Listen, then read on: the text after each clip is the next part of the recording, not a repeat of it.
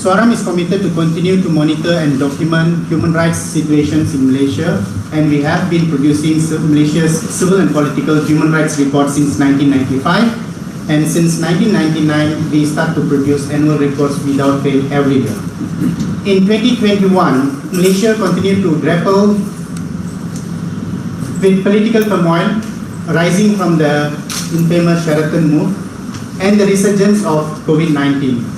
The political crisis, which stemmed from alleged loss of parliamentary support by the former Prime Minister Muhyiddin Yassin, resulted in the country being put under abrupt emergency rule and lockdown.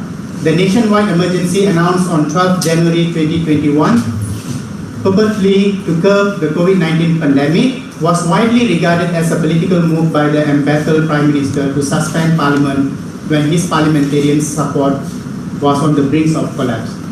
Malaysia's human rights situation deteriorated further in 2021, with the government's clampdown on the freedom of expression and assembly to stifle dissent amid worsening political instability in the first half of the year. Security laws was violated. The right to fair trial continued to be abused throughout the year 2021. The pandemic and the restriction of the movement did not diminish the use of such laws, but instead provided a rationale to the government to continue manipulating these laws on the ground of crime prevention, especially during pandemic times.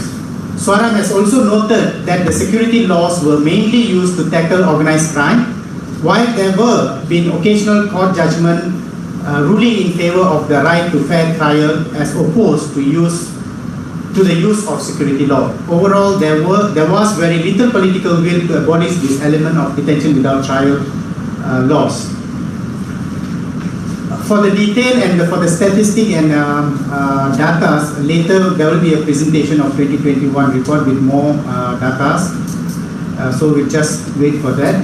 The situation pertaining to the right to justice was equally concerning in 2021.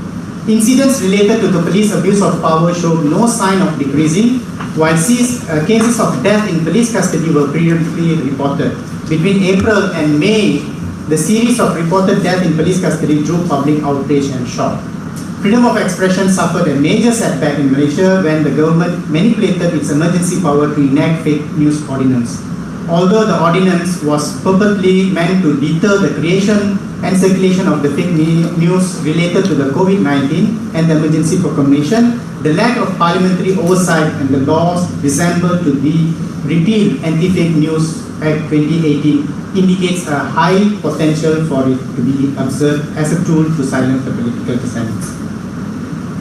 While the freedom of assembly was exercised regularly by activists in 2021, they were not spared from the police intimidation.